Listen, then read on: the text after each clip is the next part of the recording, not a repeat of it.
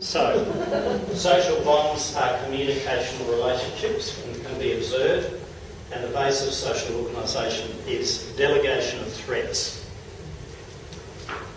But hang on, a disaster or trauma is when that is all completely irrelevant and it's me and the problem straight now, and I go into very high arousal, me and the government, me and the fire. Can you see that all of that system becomes simply irrelevant? And then retrospectively, you blame the organisation that didn't keep you protected from the If you survive. If you survive. Yeah. But in the moment, your attachment to this multi-dimensional complex fabric that tells you who you are and how to deal with things simply is irrelevant. That's the key starting point. And that's happening when you're in a very unusual state of mind. You're in extremely high arousal. When it happens, what people do is they simply go into arousal and respond. Contrary to the myth, only probably 1% actually panic, that is, engage in completely irrational self-preservative behaviour and violate all social norms. Most people go into something I call highly aroused, emotionally motivated, purposeful behaviour, which is what we generally call panic, but it isn't panic because they're very focused, they've got something they want to do, and they're going to do it. It may be misinformed, it may lack training and knowledge and therefore be totally inappropriate, but they are very purposeful. That's not what panic is. How do we manage panic? How did John Wayne manage the panicking females as the engines came down over the hill? Yeah. And any emergency service people will tell us if people are panicking, you must control them. So the response to panic is, and it's true, you have to control them because they are uncontrolled and they are likely to be a serious danger to themselves and others. You must control them. But if they're in emotionally motivated, highly aroused, purposeful behaviour and you try to control them, they'll sweep you aside and keep going. What you have to do is engage with their very narrow focus. And you've got to do it in the first sentence, otherwise you lose their interest. But if you can communicate with that need, they will engage because they desperately want some help with it. Therefore, the research shows, for the last 60 years, consistently papers coming out every year, that panic is negligible in Western disasters.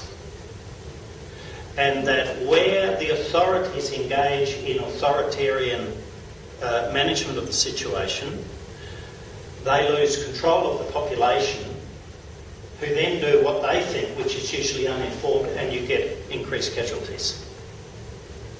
So the management of people in high arousal is a very specific sort of communication task, not a matter of control.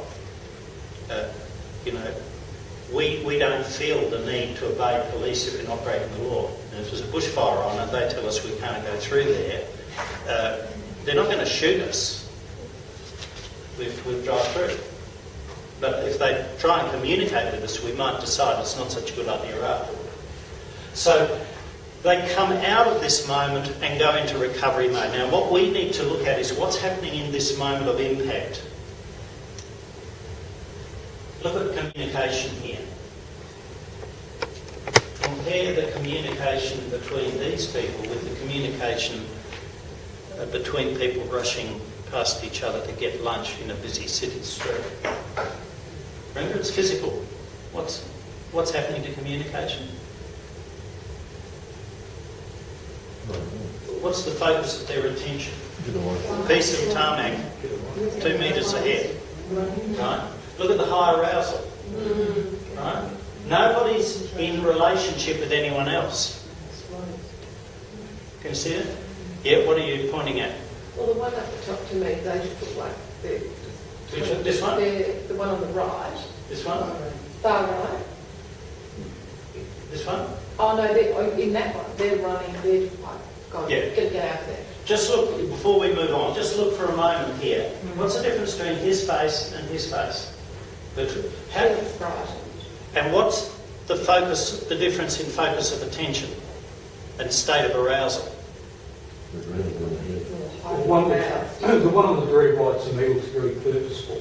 Yeah. Still trying to get away. The one further on the left looks like he's very emotional driven. Yeah. Yeah. So can you see, just by looking at it, his arousal is converting into high affect, and the affect is fear. Yeah. His arousal is not so high, and it's being contained by a very cognitively oriented focus, isn't it? Why is that? What's the difference? It could be training. No, I wondered. Who is this guy? He's a police officer. Oh, okay. Right? Now, can you see he is retaining social role and social connectedness? He's lost. They've all lost social role. Look, if one of them fell over, somebody would probably stop and pick them up, and then they'd go on. Yeah. So the fact that in this moment there is no social bonding or no connectedness doesn't mean it won't come into play, but it doesn't mean anything. They'll help whoever falls, and as soon as they're up, they'll get going again. And yet there are many disasters where many people are trampled. Yes, but I'm not sure. I think we shouldn't mistake Hillsborough, the stadium, where the trampling is happening because of a pressure that can't be resisted. And once a large group of people start running, you're not dealing with panic, you're dealing with an avalanche of physical bodies that no one can resist. So that's not really quite that. Although it may happen, it may happen. It also depends too, doesn't it? Because in that particular scenario, the emergency situation is static. It's not actually moving. Yeah. So people know if they get far enough Yeah. away, they're going to be Yeah. safe in inverted Yeah. commas. Whereas other situations, the Now- emergency is moving. You're complicating things, which is quite right, and I am only going to show you the bare bones of this, so we need to complicate it. But now have a look here. It says Kosovo refugees waiting to cross the border into Albania. So their menfolk were taken off some hours ago into the forest, and they're going to be shot. Their houses have been burnt and been told to get out. What's happening to communication here? You can see that nobody's in communication because they're deeply engaged in their own grief. What happens to the little boy in the middle? Can you see that this boy is showing us that he's in a state of shock? His mind is not working, therefore he won't be laying down memory traces.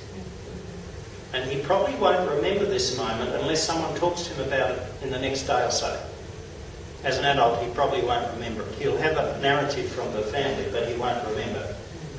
Can you see? This is a material expression of that principle that if we are disengaged from social fabric, we can't function.